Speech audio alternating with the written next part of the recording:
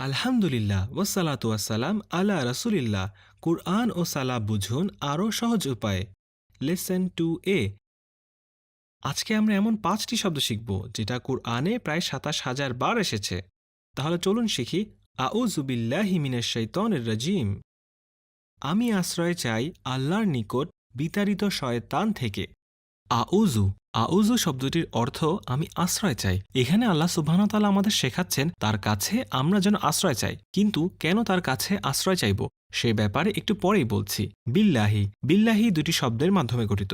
B আল্লাহ, আল্লাহর নিকটে। এখানে আল্লাহ হচ্ছে আল্লাহ সুবহানাহু ওয়া তাআলার একটি নাম।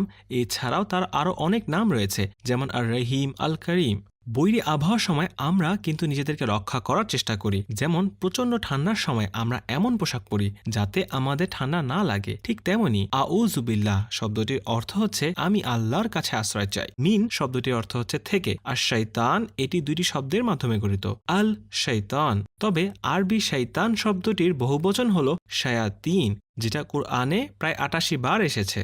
আর রাজিম এটি দুটি শব্দের মাধ্যমে গঠিত। আল রাজিম রাজিম শব্দটির অর্থ হচ্ছে বিতাড়িত। কিন্তু কেন এই শয়তান বিতাড়িত? কারণ সে আর কোনো দিনই সঠিক পথে ফিরে আসবে না। না সে আল্লাহর কাছে ক্ষমা চেয়েছে, না সে তওবা করেছে। তার ভীষণ অহংকার, সারাটি জীবন সে আল্লাহর বিরুদ্ধে যাবার সিদ্ধান্ত নিয়েছে। তাই আমাদের সবারই এই বিতাড়িত শয়তান থেকে সতর্ক থাকা উচিত। এমনকি সে চায় পৃথিবীর সব মানুষকে পথভ্রষ্ট করতে। শয়তান আমাদের সবচেয়ে বড় শত্রু, যার ক্ষমতা রয়েছে আপনাকে এবং আমাকে ক্ষতি করার।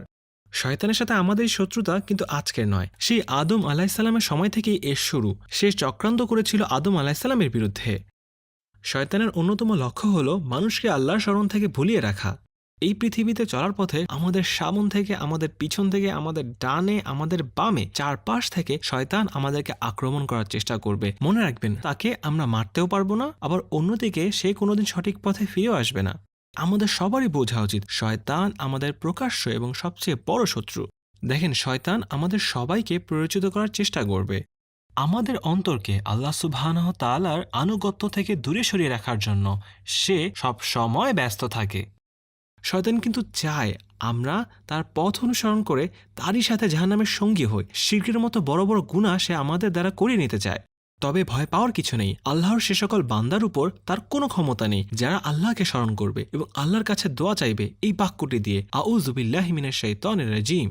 এমনকি আমরা যখন কোরআন পড়তে যাব সেটি শুরু করার আগেও আমাদের আউযু বিল্লাহ পড়া উচিত, কারণ আল্লাহ সুবহানাহু ওয়া তাআলাই কুরআনে আমাদেরকে আদেশ দিয়েছেন। আবার খেয়াল করে দেখেন, নামাজের সময়ও কিন্তু আমরা আউযু বিল্লাহ পড়ি। নবী সাল্লাল্লাহু আলাইহি সাল্লাম বলেছেন, নামাজের সময় খানজাব নামে বিশেষ এক ধরনের শয়তান আসে, যার লক্ষ্য হলো নামাজ থেকে আপনার মনোযোগ সরিয়ে নেওয়া। তাহলে আমরা যখন ইন্টারনেটে থাকি, যখন বাজারে যাই, তখন শয়তান আরো কত নিয়ে চেষ্টা করে আমাদেরকে পথভ্রষ্ট করার। তাই আমাদের উচিত আউযু বিল্লাহ পড়া। বলতে গেলে এটি হলো আল্লাহ সুবহানাহু ওয়া তাআলার দেয়া একটা প্রোটেকশন মেকানিজম। এই দোয়াটি আল্লাহ দিয়েছেন আমাদেরকে যেন আমরা শয়তানের প্ররোচনা থেকে নিজেদেরকে বাঁচাতে পারি।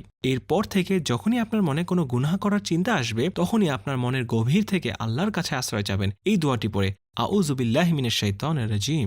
তাহলে আজ এই পর্যন্তই। লেসন 2b দেখার অনুরোধ রইল। আসসালামু আলাইকুম ওয়া রাহমাতুল্লাহ।